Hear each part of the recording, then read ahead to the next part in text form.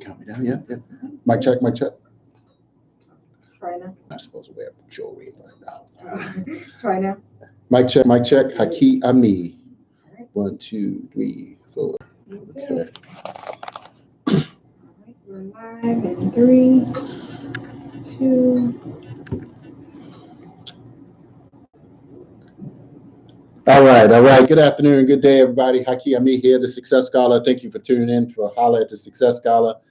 I am here each and every Wednesday, eLife Media Group live stream. Definitely, it's an honor and pleasure for you to join me here. Thank you all. We're broadcasting live here at the eLife Media Studios in Capitol Heights, Maryland, 9185 Central Avenue in Capitol Heights. Come and get your good, outstanding, wonderful vegan cuisine here, and several other amazing, great hosts and co-hosts.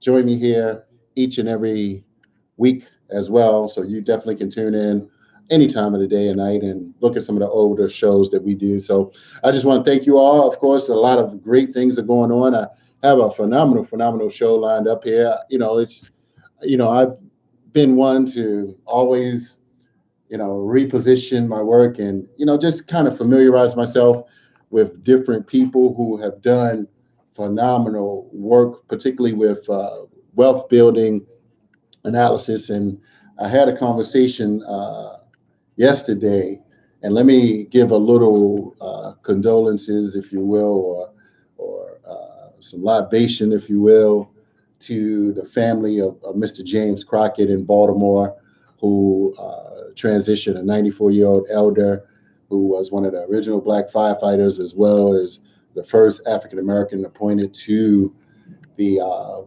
Board of Real Estate in Baltimore, as well as the Board of Fire Commissions, first African American appointed to all of those. And so I got a conversation, that needs to be discussed. I met one of the authors and another one I'm familiar with through someone else, but I'm going to talk about two books today. But first, so I'm going to talk about The Narrow Road, as you can see right there, but also The History of the Black Dollar, Dr. Pamela Jolly and Angel Rich. And I know Sister Angel Rich through none other than Dr. Maya Rockymore Cummings, who is the wife of Congressman Elijah Cummings, and they represent my area in the Baltimore area, and I represent their area as well as a member of the Central Committee. And my shout out to my senator who just turned 80 years old, Senator Shirley Nathan Pulley. I'm representing the 44th district. But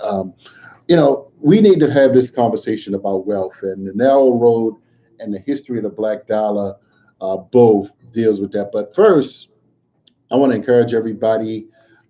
Some things are coming up. I'll be at the Black Enterprise Conference coming up in Charlotte, and then the Power Networking Conference, and that's a week later. So I got my June lined up. This will probably be the first time I did something like this, just extended conferences. I'm extending myself to be present for both of those. Looking forward.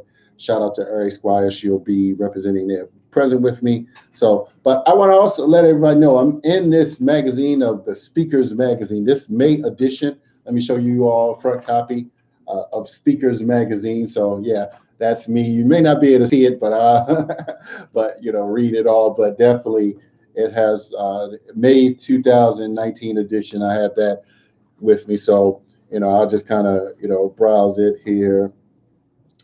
I said something about I'm the hottest in the DMV.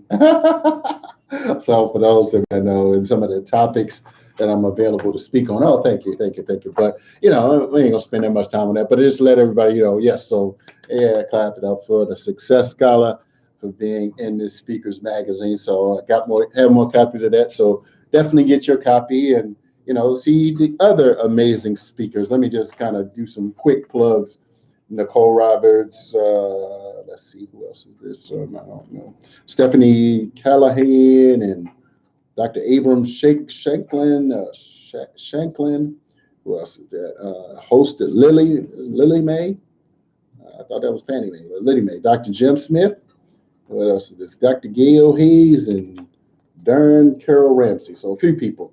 And do I know her? Oh, yeah, Tiffany Malo. She's a network marketer. So let's have this conversation. We're gonna pull one of these books up here. We'll see what the producer, The Narrow Road or History of the Black Dollar, we're gonna flow what we have. All right, let's lead off.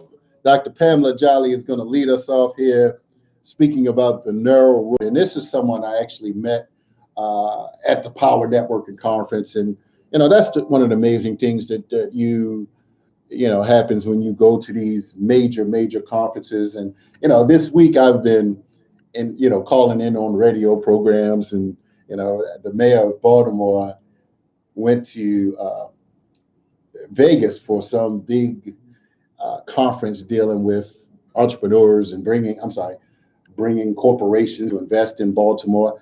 And I just been like, well, we need to get Jack Young to come to the Black Enterprise Conference and the Power Networking Conference. I would hope, of course, many people are looking to Oprah to save them, or for Robert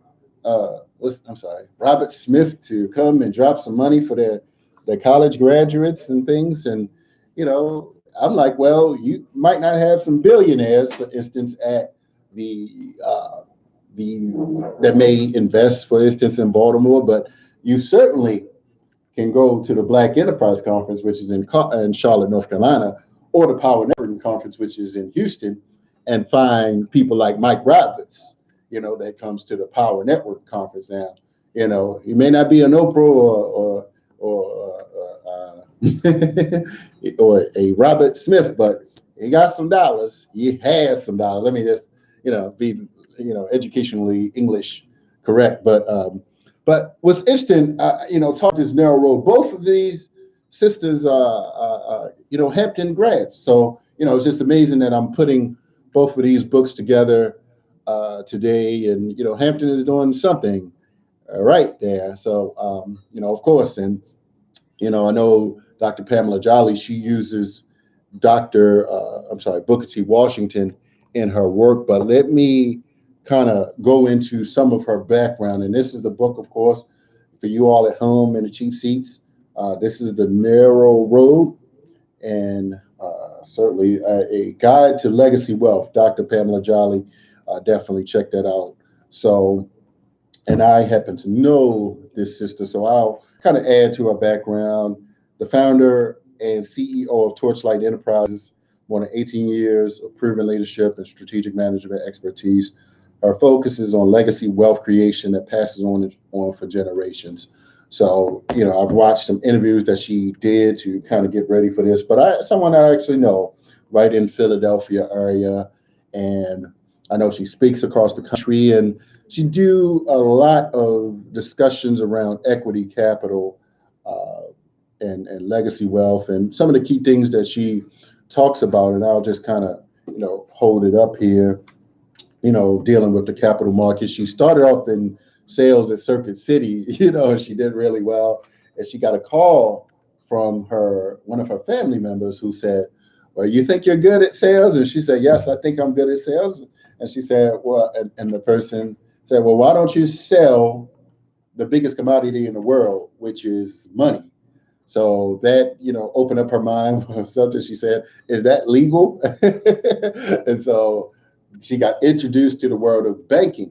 So she worked with different equity investors on different levels, nonprofits, for-profits, philanthropy, as well as, religious institutions, understanding that many of the wealth is held in many of the Black churches, for instance. So, she also speaks about business income and financial acumen as well. I'm sorry. So let me just, kind of go through real fast some of the contents of this book. And I'll just mention a little bit that, well, let me go through her background, because she was actually, tagged to work in post-Katrina, and that sparked her desire to find alternative ways for individuals and groups to work together to rebuild their communities with ownership and equity. And after much study and research, Pamela lost the narrow road. So uh, that's why I think that this book is important. So she uses scripture in much of her analysis. And what's interesting, if you don't like read books like this, you're really missing part of the process. And she has a unique background, Wharton as well. I knew her, and we had conversations about the work of Mr. Stanley Tucker in Baltimore City, who is an equity investor, principally one of the largest in the state of Maryland. And matter of fact, his company MMG Meridian Management has the key minority investment fundraising organizations in the state of Maryland that has contracts with the state of Maryland. So, when you have access to people like that, you have to appreciate them. So she speak about, capital wealth in the form of money, cultural capital as well, and human capital, intellectual capital. And sometimes I'm always thinking the value of your cultural capital. Many people do not place a particular value, for instance, on these various types of capital, the intellectual capital.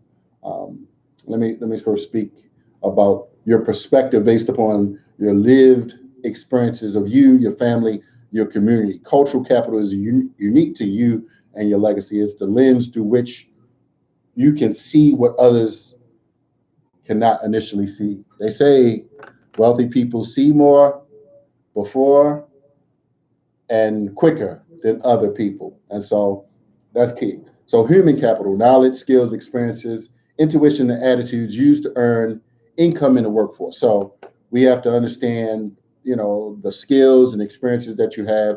Everything has value, to somebody. So just understand you can be confident, although sometimes it may be a little subjective in this world, because some people think that somebody has to credentialize you to do certain things, but you have various types of expertise that can be enhanced. So social capital, who you know, how you connect, and the way in which you exchange value. That's valuable. Social capital, I think, perhaps is one of the most key. And this is why, for instance, I've invested, some people may not necessarily understand. It's like, man, I'm really invested in other people's success, and it may not seem like an immediate return. And sometimes you just have to plant these long-term seeds. So social capital. And this is why, for instance, when Dr. George C. Frazier spoke at the Reginald F. Lewis Museum, maybe about 2-3 weeks ago, it was my business to show up, having those relationships, because Dr. Frazier is gonna, go somewhere else. And when people start thinking about the Power Networking Conference, who are they gonna look at and realize who, has been connecting to Dr. Frazier over the years. So spiritual capital, capital exchanges. And so she talked about capital exchanges, but she also talked about financial equity, financial literacy, a financial plan, entrepreneurship. This is one particular I wanted to, speak about, the act of behaving like an entrepreneur while working within a large organization. Always encourage people, and some people make statements about individuals not being an entrepreneur, or you not in business, but you need capital, from people who may, for instance, not have a business. Like, I heard it discussed, for instance, in this area, the DC area, when individuals were losing their jobs, the federal government shut down. Some people kind of got, a little pushback, because they were like, why don't you be an entrepreneur? Why don't you be an entrepreneur? And some people said, you need to stop like pushing people, because these are the, your customers. These are the people that support you when they do have employment. But this is what a term that you have to share, two terms. One I'm going to mention the conscious consumer. You need a movement of conscious consumerism as well as entrepreneurs. So that's critical. So let me just kind of speak about some of the table of contents. But I want everybody to realize that here's the book again, The Narrow Road by Dr. Pamela Jolly, Wharton grad, and she shares a little bit, four key parts to this particular book. She talked again the capital markets, the vision process. What's your vision? Thought process, action process, and emotional processes. These are the four processes to legacy wealth building. She thought in terms of legacy wealth versus exit strategies, the difference between those. So let me, kind of just, I'm doing a half and half show with this. So she talks about entering the narrow road portfolio of talents. That's interesting. And life, liberty, and pursuit. And one time, I think this is pursuit of happiness. But and if I'm not mistaken, somebody correct me. Was the original Declaration of Independence was the pursuit of land, right? If I'm not mistaken. But so she talks about the four roads in the wilderness, the financial wilderness, getting out of the storm, legacy, wealth, migrations, your narrow road journey. So recently, outside of speaking about institutions, she started to move into personal finances and encouraging people through personal wealth building strategies. And so one of the things, that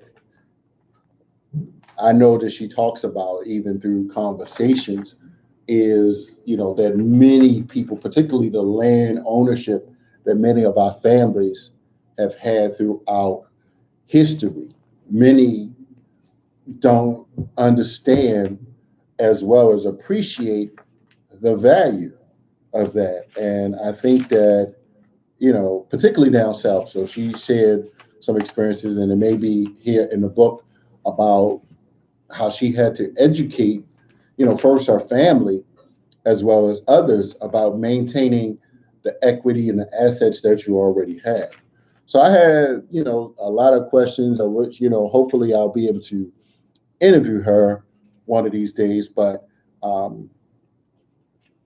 I just wanted to open this conversation and really get into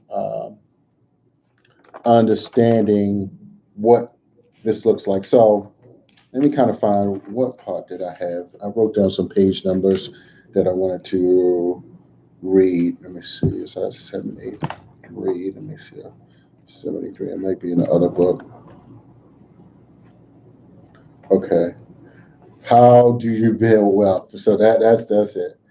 If you want to go fast, go alone. If you want to go far, go together. Wealth building is a team sport. You need what she calls your network of, I saw it somewhere, your network of investment. I can't recall the term that's used, but I'll just say investment scholars. Individuals that spend time. And she talked about, for instance, in our culture, these conversations are not happening. The legacy wealth and asset accumulation and cash flow and business income and collectivism to build wealth, like being mission focused, as she talked about thought process and action process. Building wealth our way is a way we culturally understand. We know this.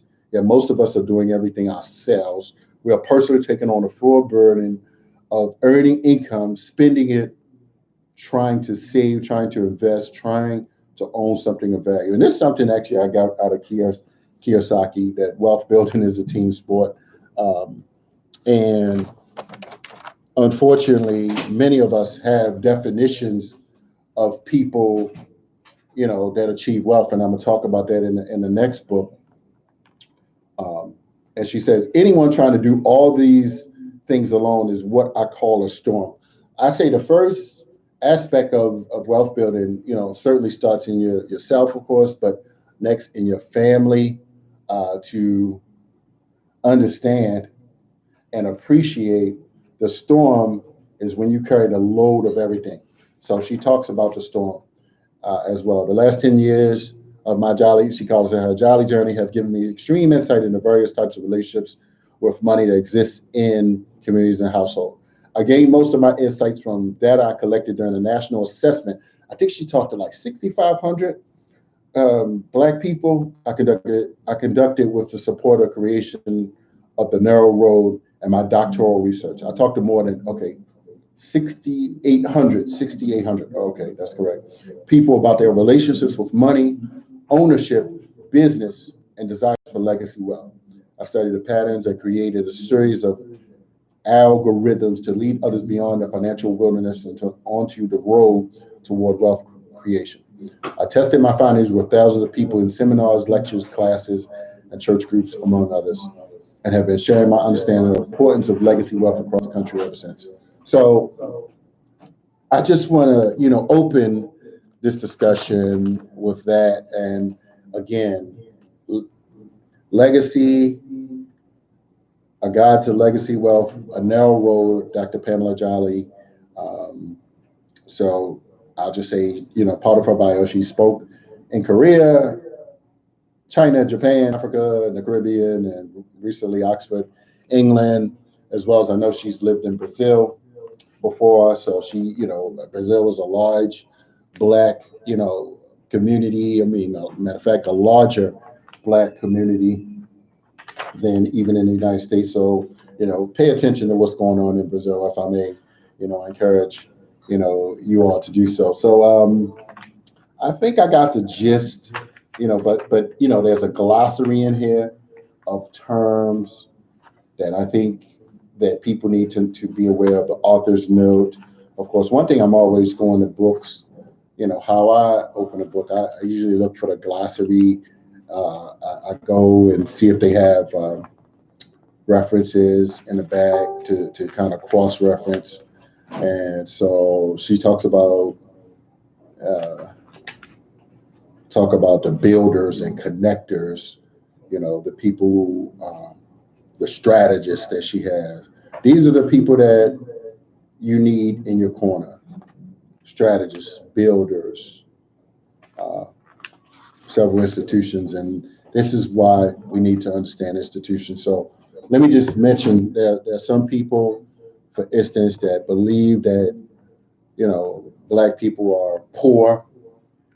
Um, I would say comparatively, on some levels, it may be perceived that way, but you know, when you do not have the equality, and yes, there has been this uh, kind of denial of resources in the Black community, and we need to be like totally aware of this, and we have to have visionaries and I'd say scholars, wealth building scholars, to come to the table. So I have a few more copies of these. So if anybody, and she has some, I should have did this, like some time ago, and maybe certainly I can get her on, but sometime soon. But The Narrow Road is the book. And let me kind of just begin to close, but I'll mention a few more of the chapters so people can kind of get a good gist of that. But it's over 300 pages. So our roadmap, financial wilderness, legacy wealth, migrations, and I think that's dealing with, the families and how we, left the urban environment. I'm sorry, we left the rural areas and our legacies and to pursue urbanization. So thanks, Royal. And, she does have an appendix in here. As a matter of fact, let me check that out. 299. Let me check that out real fast. So, and I'll get to the other sister's book. Sister's book. Oh, she talking about accredited investing. I learned this. I still get calls, people thinking that I'm accredited investor. I'm like, so they earn. I thought it was okay.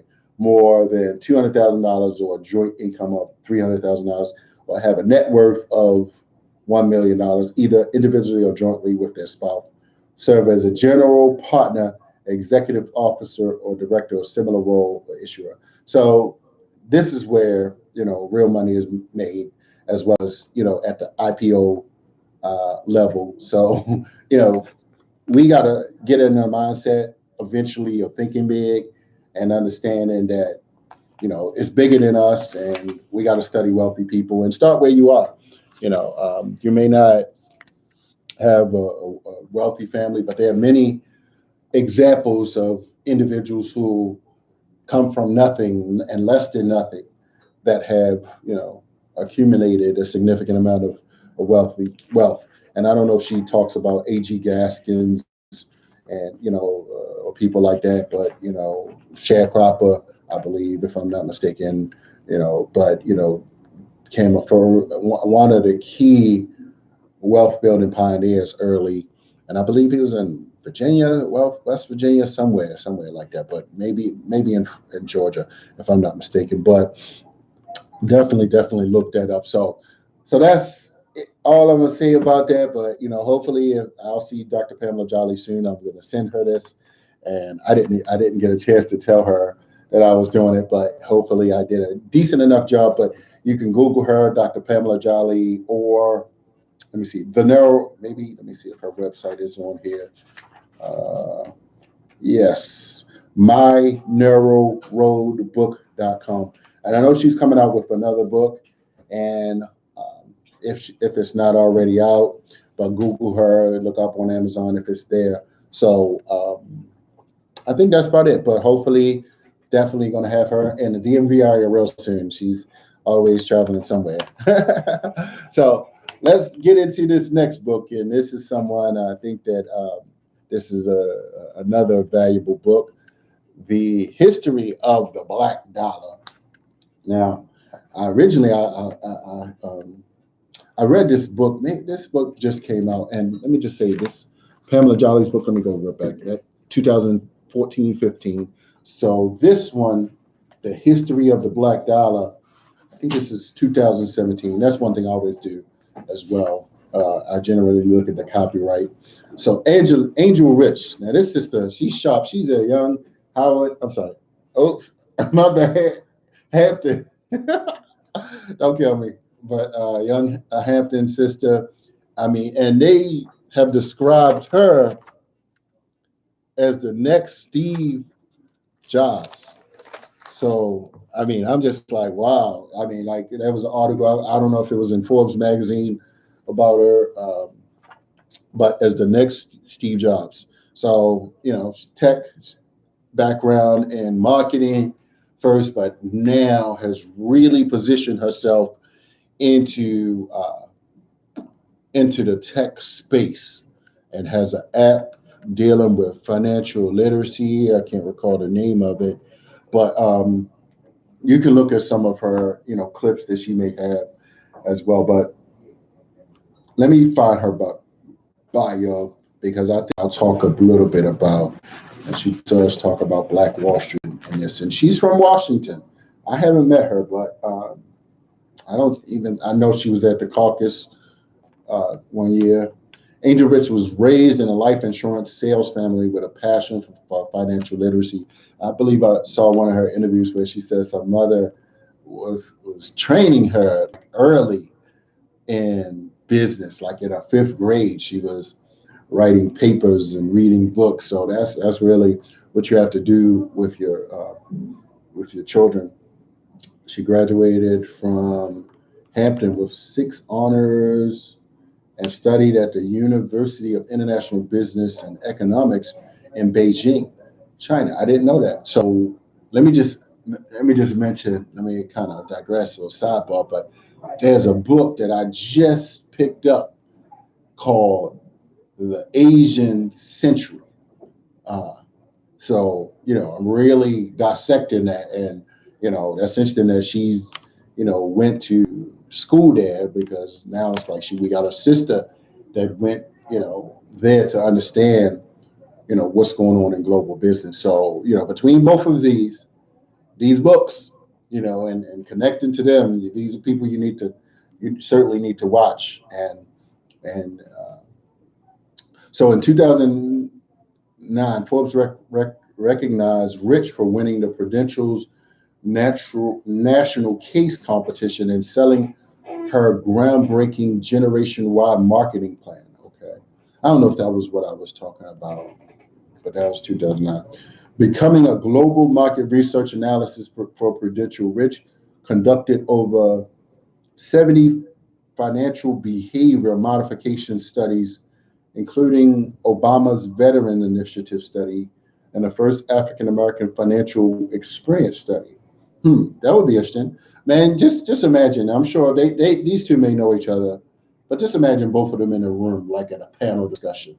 So if you sisters are reading this, like, let me know, like, can I get both of you in a room together and like ask you some pointed, I will take my time to ask you some of these questions. So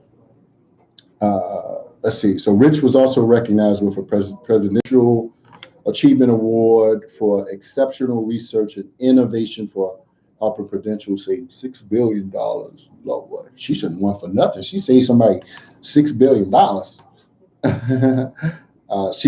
I'm sorry. $6 billion. Rich resigned to found the Wealth Factory in 2013 to design, the financial literacy ed tech games. That's right, Credit Stacker. That's what the game was that she created.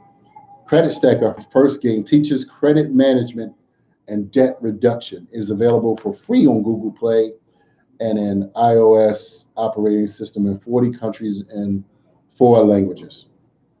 The company was named one of the top 10 startups in the world. Whoa, that's serious. By the state of New York, 43rd North. The best financial literacy product in the country by the White House. Whoa, I didn't know that. Best learning game by the Department of Education and the best solution in the world for reducing poverty from JP Morgan. That's serious.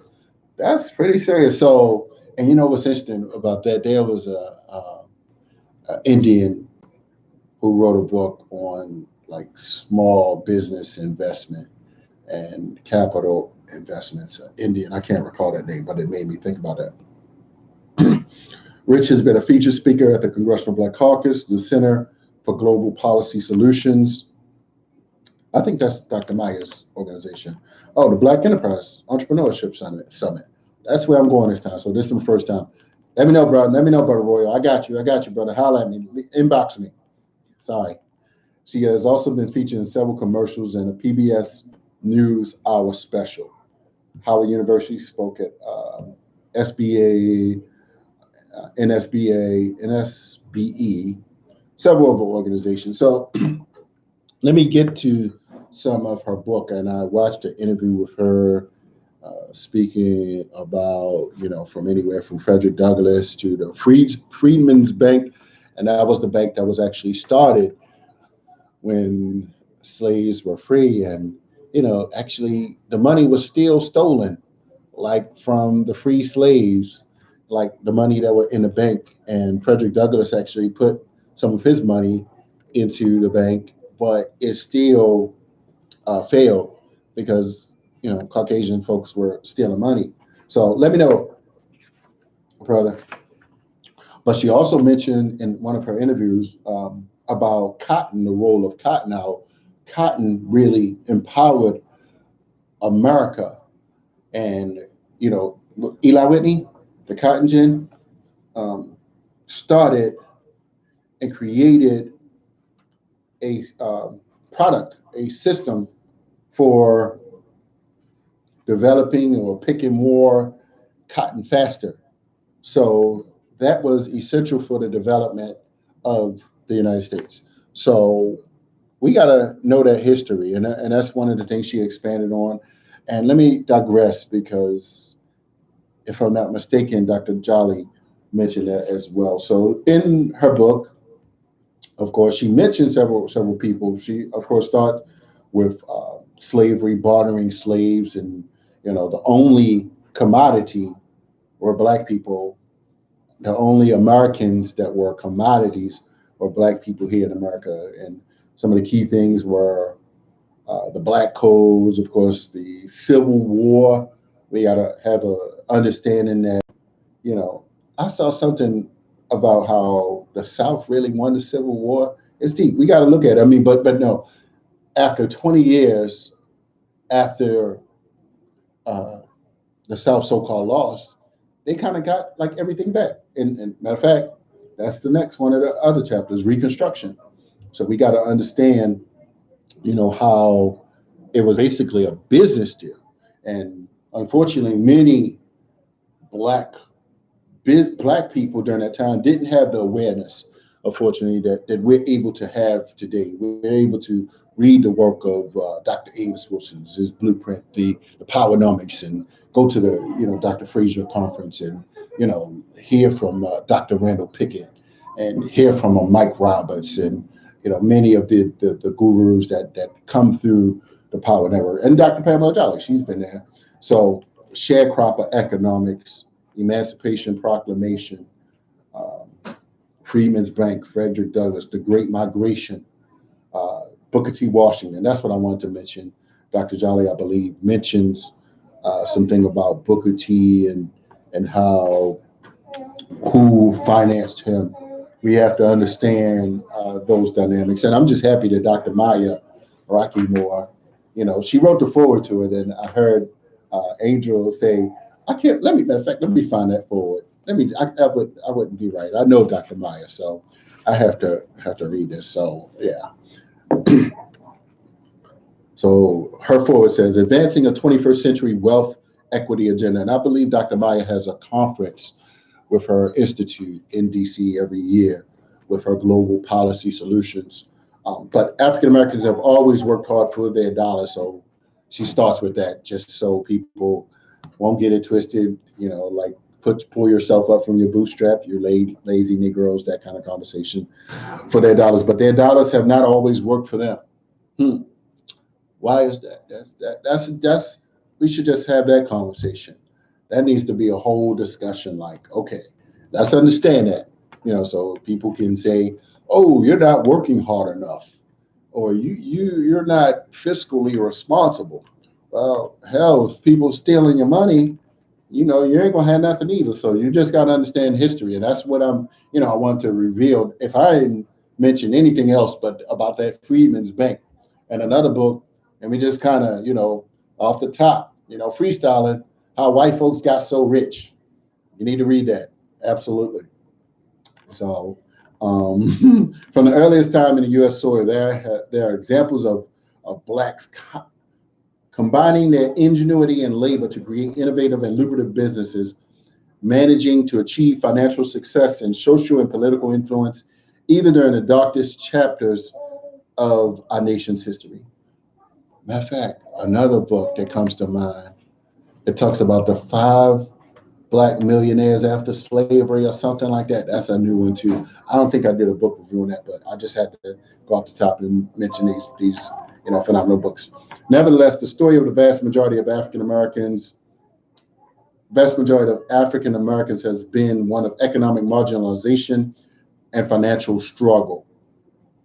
Released from slavery with nothing but the clothes on their backs and whatever skills they managed to accumulate on plantations, African Americans made the remarkable transition from being human capital to learning how to generate capital to support their families in a racialized system where they were too often met with maximum opposition to their success, like bombing and looting and rioting, you know, those kinds of things. So despite surviving the indignities and horrors of Jim Crow era, yes, the lynching, and finally achieving voting rights, equal access, and public accommodations and the broader educational opportunities during the civil rights are many of the same systematic barriers that have historically plagued African Americans continue to be a factor today.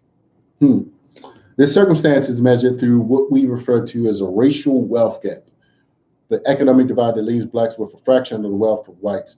Contrary to assumptions about African American spending patterns, researchers have shown that most of this gap could be explained by discriminatory policies, different educational and home ownership experiences, and labor market practices that too often leave blacks with the short end of the economic stick. There was a recent study about how black folk would take 220 something years to catch up, or another one that said that black folks will be like have zero wealth by 2040 or 50 something. I heard George Fraser mention that. I think I saw it a few places. When looked at on a dollar basis, the typical African American family only owns 6 cents for every dollar typical white family. Given the history of blacks in America, very few families are positioned to leave inheritance to their children. That means that income diverted into savings, investment businesses, and other appreciating assets should be the primary vehicle through which African Americans build wealth. So again, savings, investments, businesses, and other appreciating assets. She didn't say a particular pocketbook or a particular like necklace or a ring or some type of car. Hopefully, these would be appreciating assets. Yet there's still a racial economic gap with blacks and Latinos earning 67 cents to every dollar to whites. Given these disparities, it's not surprised that the racial wealth gap exists at every income level. However, many people do not know that the racial wealth gap is largest at the lowest income quintile, with low-income African Americans possessing 0% of the wealth of low-income whites. So, indeed, one study found that the average black family would need 228 years, I know something like that, to build the wealth of a white family in 2016. So where do we go from here? There's no doubt African Americans should, and to an extent possible, resist Americans' consumerism culture that encourages constant spending on frivolous items of little or depreciating value, right? So African Americans should also take pains to avoid businesses and banks such as payday lenders. Man, they are blood sucking. Like, and there's an organization, what's his name, out in LA, and I did a training with them. What's the gentleman name? He got an award at the Power Networking Conference. It'll come to me, but he wrote a book too, and that's the movement. He's been really digging in these payday lending institutions. I can't believe I can't recall his name. The biggest task ahead is launching and achieving wealth equity policy and political agenda that pushed for systematic investments in K through 12 financial literacy and capability, K-12 exposure to the principles and practices of entrepreneurship, post-secondary business accelerators targeting entrepreneurs of color and entrepreneurs from low-income families, and guaranteed access to business capital and supports, better opportunities for building, match funds over lifetimes. So we also need to get our minds right. If used properly, the black dollar can not only provide our family with generational wealth, it can also accelerate the liberation of our communities. For this reason, I'm proud the knowledge and awareness that Angel Rich seeks to bring to African Americans through her seminal history of the black dollar by uplifting African American stories as they relate to money and wealth.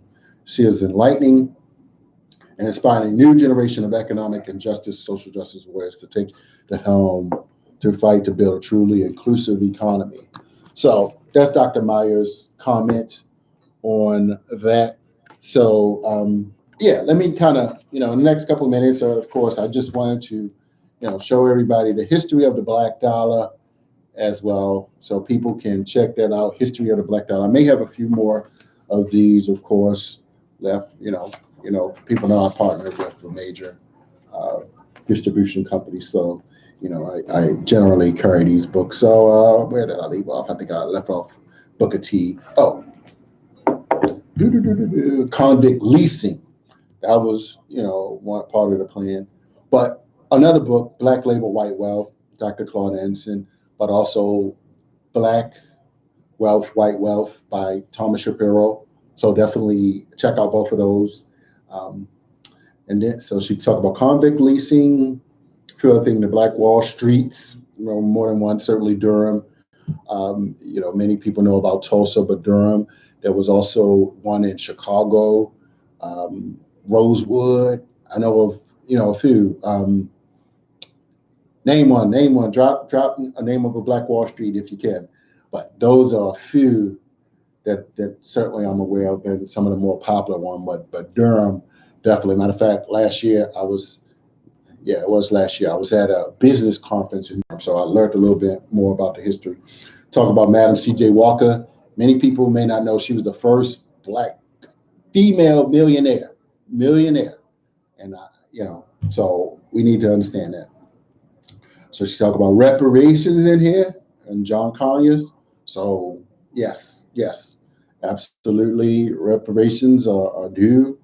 You know, they owe us, like one of the marches we had some years ago. We definitely have to put that as a part of any platform, and any so-called candidate need to have an openness about that, no doubt. So she also talks about Black billionaires in here. So several, of course, Dr. Kathy Hughes. Many people know our esteemed elder, Oprah, as well. We're for your chapter on Oprah, as well as my sister Deshauna Spencer. And matter of fact, coming up this Saturday in DC with Quelly TV, the sister Deshauna will have a film screening with several of her film directors. So there's a chapter dedicated to Sister Deshauna Spencer. So I'm an ambassador with Quelly TV. Many people may not know that, but I've been in several different films: Black Friday 2, Part 2, and recently No More Chains 2. So we're looking to get that in the Quelly TV as well. So let's see what else. The Black financial experience, but she also mentioned several different people in here. Closing the racial wealth gap, 2017. She talks about Black Lives Matter, Congressman Elijah Cummings. But what's interesting, I don't see anything. Let me see. And I know she talked about a few congresspersons, but congressmen. But perhaps the family in Baltimore, for the Mitchell family, and I've learned a lot from working with Mr. Attorney Tony Anthony Robinson. He was the Shamar Bryant's cousin, and he actually shared a lot of insights from him driving Perrin Mitchell around. Many people may not know, but Perrin Mitchell was instrumental in starting the 8A program, the 10% set-asides for federal government contracts. And we need to, have an awareness of like the MDEs, the state level. And this is why I went to, we're working with the Baltimore City Black Chamber. Matter of fact, we got a breakfast coming up on June the 5th in Baltimore at the Forum, 8 o'clock to 11. Several of the Maryland state delegates, Jazz Lewis, who had the MBE night in Annapolis, he'll be present there. Looking forward to that. Darrell Barnes, the chair of the Maryland Legislative Black Caucus, I believe. Well, Joe Carter, she has a conflict right now, but the Baltimore delegation, Cheryl Glenn, as well as the Senate delegation leader, Mr. Hayes, Senator Antonio Hayes. So that's in Baltimore at the Forum. We're talking about MBE business. So, but let me just say, for the past few months, I've worked with the Maryland Legislative Black Caucus in the 2030 agenda, and I learned a lot, getting more closer to Mr. Stanley Tucker and, Meridian Management Group, and, and they talk about the equity and investment capital. And so, and we got to really dissect and listen to some of the smartest people. And this is why, I had to refocus my time. Sometimes you spin your wheels on things in time that may not be the most pressing. So I'm going to get ready to close out here. So again, both of these books, definitely you can get them. Holler at the Success Scholar. I have copies. Of course, you can reach out to them if you want to get a signed copy. again, Black Enterprise Conference coming up. I'll be in Charlotte, as well as the Power Networking Conference. Make sure you stop by my table there. Looking forward to seeing many of Dr. Randall Pickett and Mike Roberts, Dr. Frazier, and many of you. Trevor, my man, and Eric Squires. Everybody is going to be there. We're coming to the Power Network Conference. All roads are leading to Houston. So thank you. Thank my producer here at eLife Media. And you can come to Everlasting Life, 9185 Central Avenue in Capitol Heights, Maryland. Get some good food as well. And this coming Saturday, Kaba will be here 2 o'clock to 4. So definitely Kaba Kamini. He's in the film Race War as well. Definitely. So if you don't have that, I do have copies. I didn't bring one to the show, but definitely check that out. But we are out till next week. Peace.